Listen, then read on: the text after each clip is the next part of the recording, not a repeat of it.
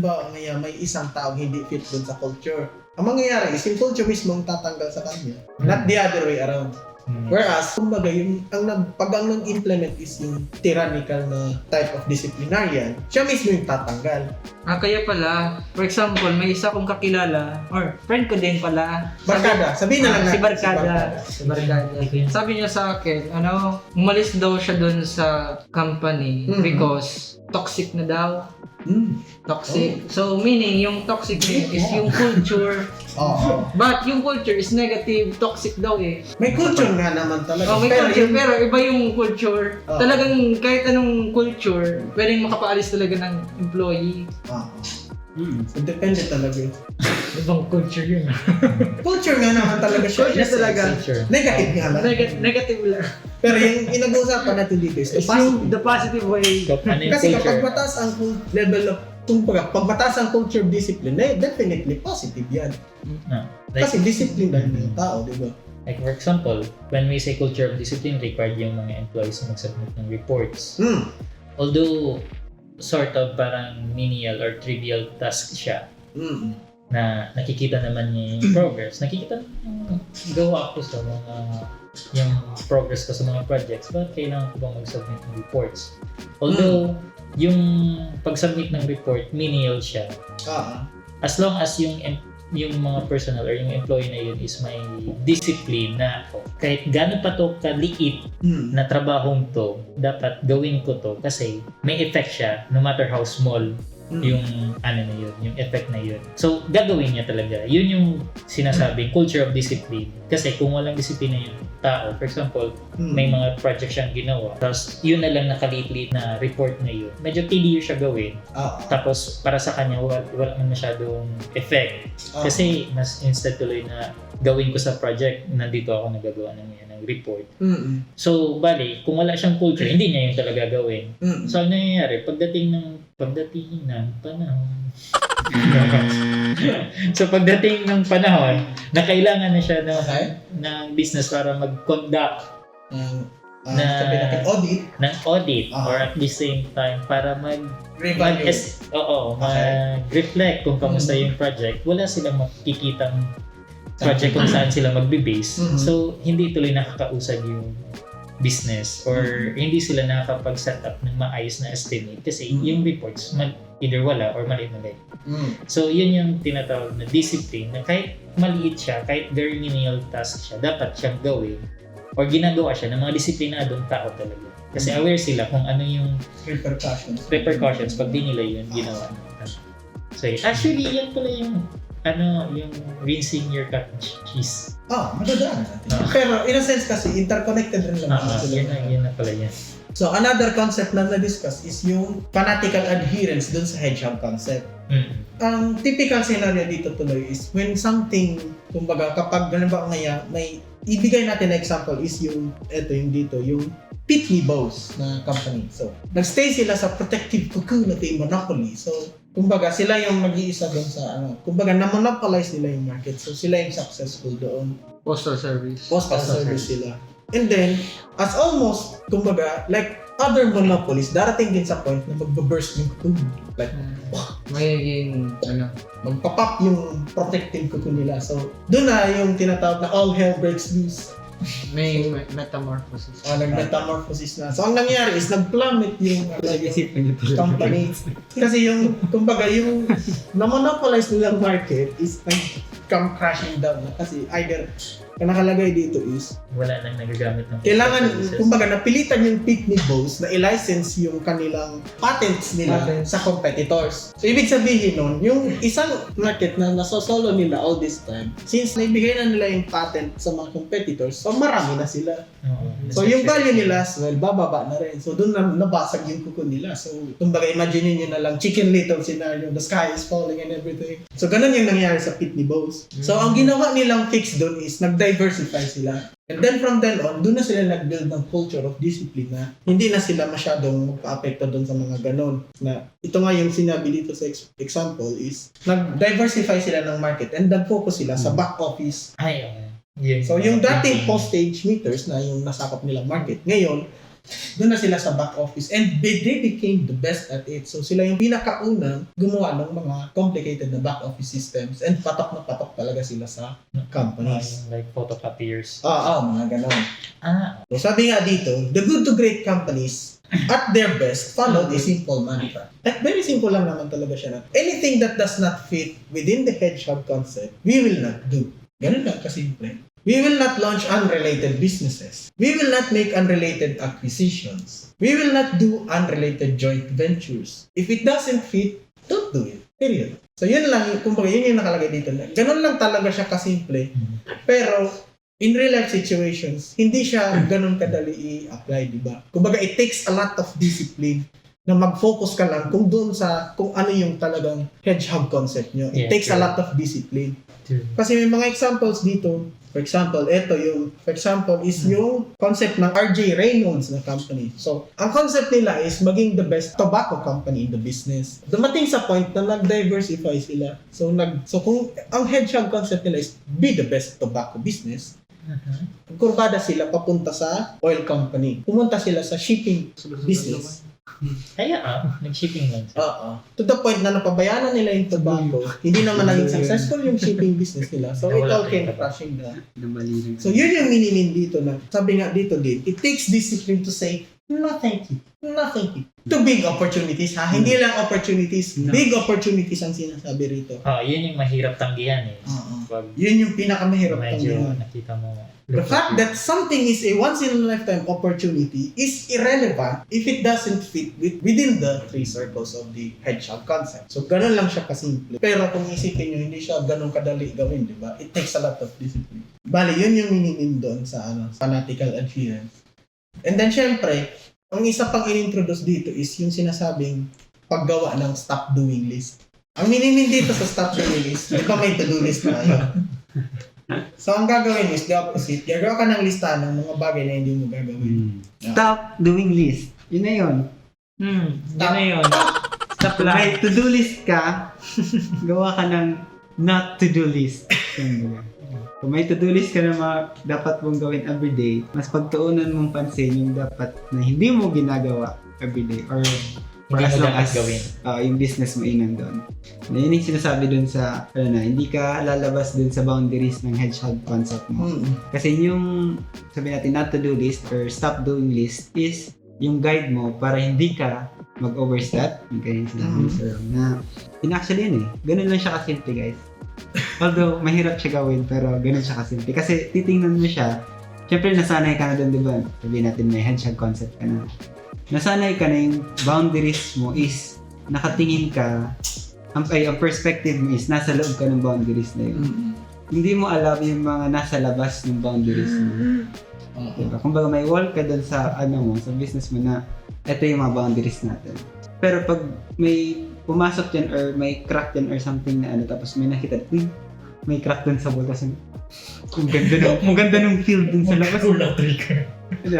Hindi ka magkakaroon ng sakit sa pero yung analogy na may nakita kayo ang ganda ng taniman dun sa kabila mas maganda kaysa dito sa tinataniman natin The grass is always green. Yeah, tapos sabi niya sige try natin yan, giniba niyo yung wall niyo para makalabas kayo dun sa dun pa lang sa pag-iba niyo ng wall ninyo wala na yung hedgehog concept niyo, wala na yung discipline niyo.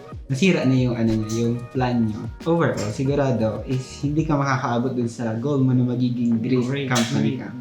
Remember na pwede ka pa rin maging good if you do not choose, diba? Kasi nga, yung babalikan natin yung yung sinasabi nila kanina na rinsing the cottage cheese. Kasi kung you will not put in the work na ikaw mismo muna magdidisiplina sa sarili mo, tapos sasabihin mo dun sa mga tauhan mo na mag-i-implement ko pala ng disiplina sa mga tao mo via dun sa system, yung mga culture na siniset mo, hindi ka actually magiging successful. Kung hindi ka mismo as leader, remember tungkol to dun sa leader, level 5 leader. Kasi nga diba nagsugit kanina ni JC dun sa niya na level 4 leaders, yun yung nagiging tyrant kadalasan, diba? So yung level 5 leader is above siya nung pagiging tyrant in a way na hindi siya nag-i-impose lang, kundi, at hindi siya egotistic na, ako ito itong sundin mo, ako nagsabi niya yun, ganun na diba? Pero siya mismo sa sarili niya, may discipline siya. Alam niya yung culture niya gustong iset at pinapakita niya yun dun sa mga tauhan niya sa baba. So as a leader, as a owner ng company or business, mas maganda na yun. Makapag-set ikaw muna mag-discipline ng sarili mo. Okay, yun nga sa example nung sa rinsing the cottage cheese na ano yan yung sa Ironman na race, kung alam niyo na Ironman. Yung triathlon yan. Triathlon, running, Hindi, swimming. yung triathlon yan. Yung first phase is yung swimming, then swimming. next is yung biking, Then, and the last is running. yung running. Ayan, oo. Yung sa ano na, yung may isang doon, yung nanalo, ang ginagawa niya everyday is may set siyang distance ng pag-swim, pag-run at pag-bike niya. Everyday ginagawa niya, hindi siya nagsasobra dun sa distance, hindi siya kumukulong dun sa distance. Maintain niya yun everyday. So, ang calories niya nababawas sa kanya is 5,000 calories everyday. At maintain niya yun everyday hanggang sa mag-competition ng That's a Ironman. lot of calories. Yeah. Ang doon, ang nakakaano doon kasi hindi naman siya mataba or wala siyang fat, actually excess fat na kailangang ibawas. So, kumbaga ginagawa niya yun for the sake na magkaroon siya ng disiplina para pagdating ng race, ng actual race, sasabihin na lang niya, madali na lang to eh. Kumbaga, ano na lang yun sa kanila. Parang jogging na lang. Yeah. Daily ano na lang niya yung daily task Daily na lang niya yun. Mag-swim siya ng ganun na kalayo, takbo siya ng ganun kalayo, at mag-bike siya ng ganun kalayo. So, kung sasabihin mo na nasa race na kayo, tapos hindi ka nag-prepare for that, mahirapan ka talaga. So, dapat ikaw muna mismo. Kasi yung setting ng culture is mag-start talaga sa leader. Diba? Kasi kung hindi ka naman mag-set ng culture as a leader, anong papakita mo or anong example susundan ng mga tao mo? Yeah, that's one example. So, isa rin example tungkol rin sa culture. I-define natin yung culture para mas maganda siya. Sige. Ano ang sabi ni Paring Google? Sabi ni Paring Google via kay Maring Miriam, Webster.com. Isang ano niya dito, definition Ano is, sabi ni Maring Miriam? the set of shared, culture is the set of shared attitudes, values, goals, and practices that characterizes an institution or organization or social group na. Sabi natin doon. Ang example doon is, nakita kong example dito, pinaka-simple is, kapag sa Pilipino, Pinay ka ba? Pinay pala tayo. pag nasa Philippines ka, Nasa Philippines. mahilig sila magsabi ng po at opo sa mga nakakatawa sa kanila. Stereotype. Hindi yung stupid. Ba talaga? Sige na, awayin niyo ako sa comment. Sige. Awayin niyo sa comments. Stereotyping. Hindi, yung culture yung pinag-asapan dito natin. Hindi natin sinasabing mali yun. Ang inano ko dito is tinitingnan natin yung culture ng Pilipino na mahilig sila magpo at opo. As a sign of respect. As a sign of respect. So, Yes po. yeah. Kunwari nagkaroon ka ng employee na hindi ganun, hindi siya lumaki sa ganung culture. Sabihin natin na galing siya sa ibang bansa. Pumasok siya sa company niya, tapos lahat ng katrabaho niya is nagpupo at opo sa mga sa leader. Tapos siya hindi. Diba? As a leader, sigurado ako may mafe-feel kang something na kakaiba pag kausap mo siya. Diba? Tatawagin ka niya sa first name niya. Di ka na tatawag. First names. Diba sa Western cultures, first name basis sila na hindi nga sila nagsasabing sir eh. Dito sa atin, mahilig na Sir Ron, ganyan. Pero pag kausapin kang, Ron, come here. Diba yung, You be. Come here. What? My name is you. You. Yes, I am you. From Naruto. pag nakapag ka na ng so ang mangyari lang din is either mag-a-adapt siya dun sa culture na meron dun as a Filipino, diba? Ingrained na kasi yung culture sa tao eh. Or either yung makaka-apekto siya sa iba. So, two ways yung magkakaroon ng so as a leader, ikaw na rin mag-set ng nun kung paano mo i-handle. Kasi mahirap, lalo na pag naka-apekto na, yun yung mahirap doon. Na-apektuhan yung iba.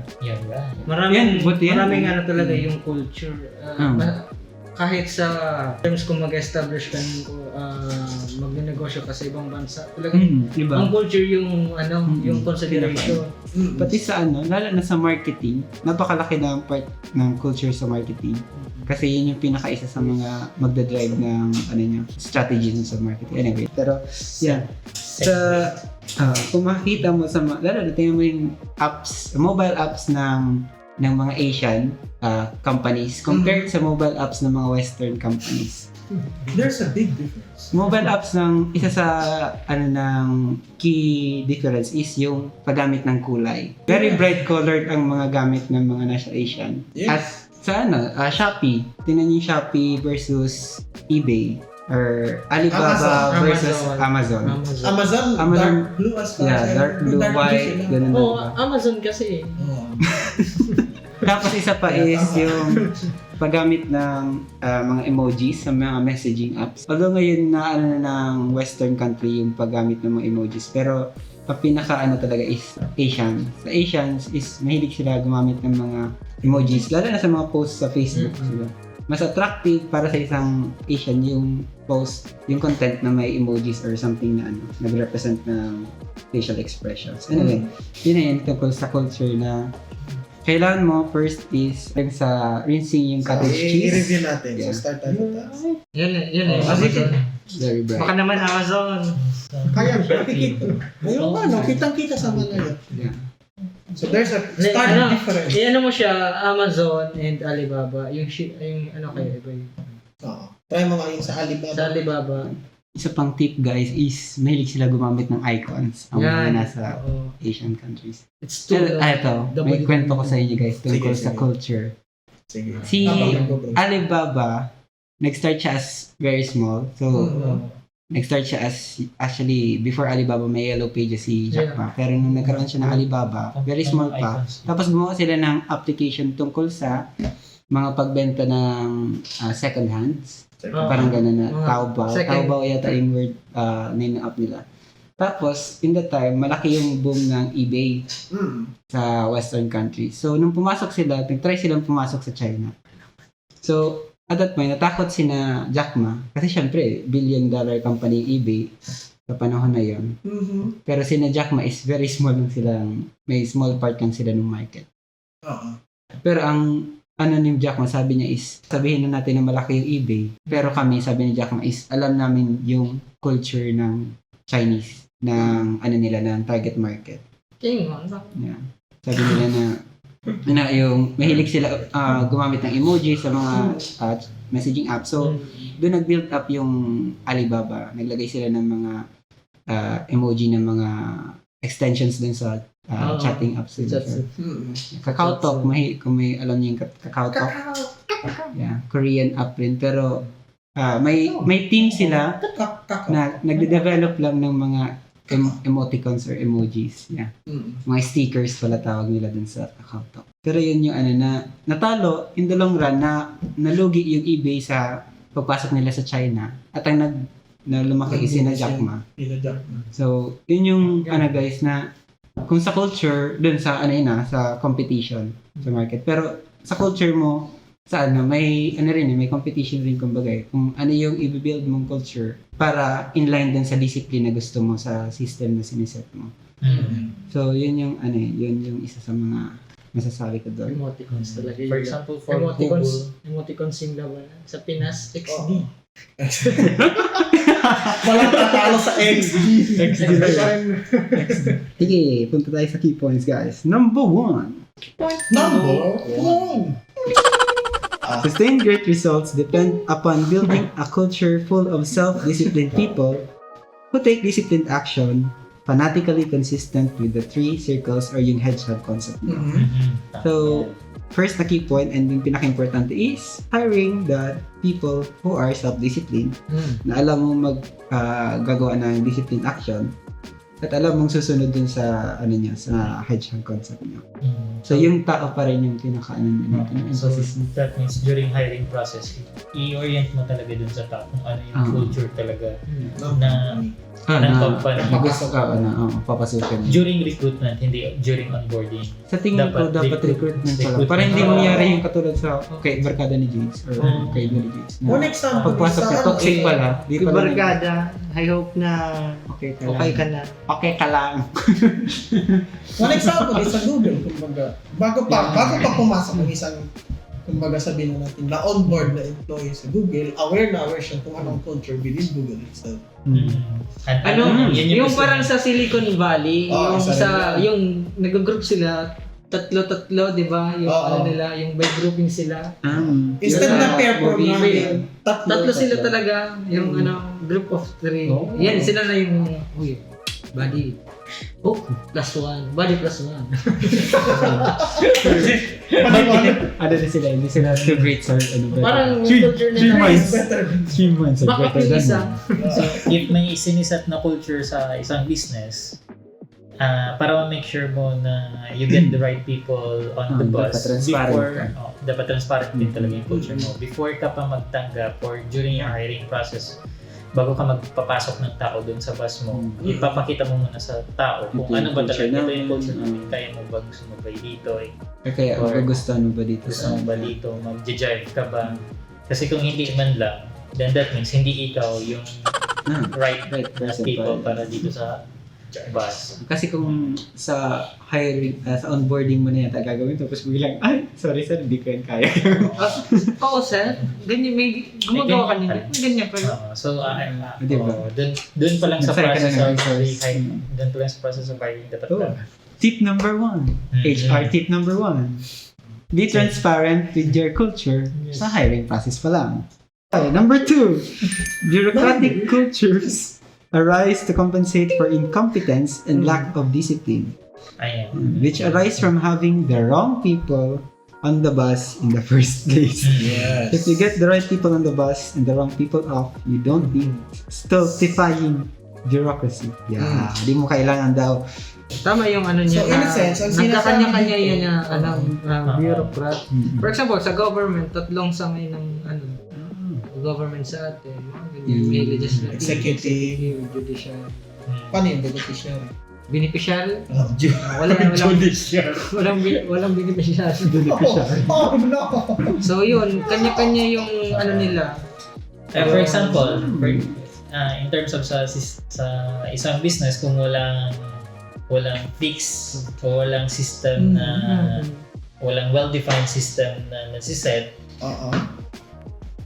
for example, then lumaki yung business, nagkaroon ng 2 or 3 branches, wala kayong na-set na Magkaiba-iba yung process, ano nila. wala kayong na-set na Ano kaya itsura? Parang gano'n. na framework. Magkaiba-iba yung ano. Pagdating mo sa ibang branches, iba yung way ng Yeah. pag-handle nila ng tao, iba yung handle ng pag-reports nila. Oh my God. And then, ang nangyayari, nagiging chaotic yung flow of operations to a point na magkaiba na yung patakbo ng mga branches sa kanya-kanya. Yun, doon na yung tinatawag na bureaucracy. To a point na pag anong tawag dyan? Yung company All hands. all hands. general meeting o kaya yung yung simpleng PTA. gathering. PTA. General Assembly. General Assembly. Yung All diretso na sila may events or nakikita mo na may mga grupo talaga may mga grupong sila lang talaga. Dito nag-attend ang General Assembly. Yeah, dito nag-attend. This is sir nag-attend ng General Assembly ng dito. Parang foundation day ng company. Pwede yung foundation day. Anyway, pangatlo. Meaning pala ng stultify is stultify, to impair, invalidate, or make ineffective. So yan na nga. So, I-stop patayin. mo, papatayin mo talaga. Oh, guys. Number 3. Key point number 3. A culture of discipline involves a duality. Siyempre, dalawa. Dalawa to. Duality. On the other hand, sa right hand daw, it requires people who adhere to a consistent system. Yet on the other hand, it gives people freedom and responsibility within the framework of that system. So yeah, 2 sides of the coin, But they're the same one. but they're the same coin. But yeah. Yeah. Ang minimil lang naman dito is, kasi freedom baga. Pag sinabi mong freedom, no limits. Kaya siya naging duality kasi may freedom ka, pero at the same time, may limits. So kaya siya tinawag na duality kasi, although yun na nga na sinasabi na may freedom ka, Pero yung freedom mo is within a certain constraints lang nung framework. Pero the thing is, yun yung kailangan na i-build natin na culture within companies para masabi siyang good to great. Kasi kung wala kayong constraints, doon napapasok yung bureaucracy, nagkakanya-kanya na nga, di ba? Pero kung sabihin na natin puro lang walls tas wala namang freedom, ang tawag nun is monotonous na. So kumbaga, andun ka, ang gagawin mo is isang bagay lang. Ngayon, kunyari, nilatag ka dyan, ang gagawin mo lang is magwalis. So, magwalis ka lang. Perfect balance. As all things Okay. should be. Yun yung key difference. Kaya siya sinasabing duality kasi may freedom ka, and at the same time, may constraints ka. Okay. Medyo weird kung iisipin, pero ang kakibat kasi nun is may freedom ka and responsibility dun sa freedom mo. Okay. Pero yung freedom na yun is may certain limits siya. That way, may kumbaga, may wiggle room ka within that certain framework. Hindi yung susunod ka lang based dun sa sinabing rules. Ano ka lang, robotic. Kumbaga, hindi ka magiging robotic. Human ka pa rin. Kasi, kung walang limits, it's bad. Yeah. Pero what freedom? Anarchy. Kaya nga, di ba? Kumbaga, medyo weird siya kung isipin. Di ba? Kaya siya Yun tinawag yung na parang duality. Duality. for example, dito sa atin, pinayagan ka mag-rally. Sa ibang bansa, Hindi. pwedeng hindi. Yun, Bawal. parang may freedom ka dito within the Philippines. For Ayun. example, freedom of speech. Yeah. But may limitation din yun. May limitation. Bawal Pag ka sinabing ma- rally, bawal ka manakit ng tao. Rally ka lang. Bawal ka So, makahinder ng Traffic. Bawal ka manakit ng traffic, Yan. operation. So, yun yung sinasabing freedom. constraints. But there's Kaya siya, one example lang siya. Kaya siya nagiging duality. So, yun. Yeah. Okay. So, number 4. A culture of discipline is not just about action. It is about getting disciplined people Again, people. who engage in disciplined thought and who then take disciplined action. So, nag-start talaga siya sa disciplined person na may disiplinadong ano sabihin natin dito? Disiplinadong pag-iisip Yes. Thought. at disiplinadong paggawa. Tama. Yes! Kasi kahit sabihin natin disiplinado siya mag-isip, and yung gawa niya is disiplinado. Kung yung tao mismo is hindi disiplinado, Yeah. Hindi niya most susunod. probably, ang mangyayari is nagagawa niya lang yun once or twice. Kumbaga, susunod lang siya din sa sistema. Pero siya mismo, hindi siya kusang sumusunod doon. Kumbaga, labag sa loob yung sumunod. Parang may tinik sa every time sumusunod. Pag ganun yung tao, mas magandang paanayin mo na sa bus.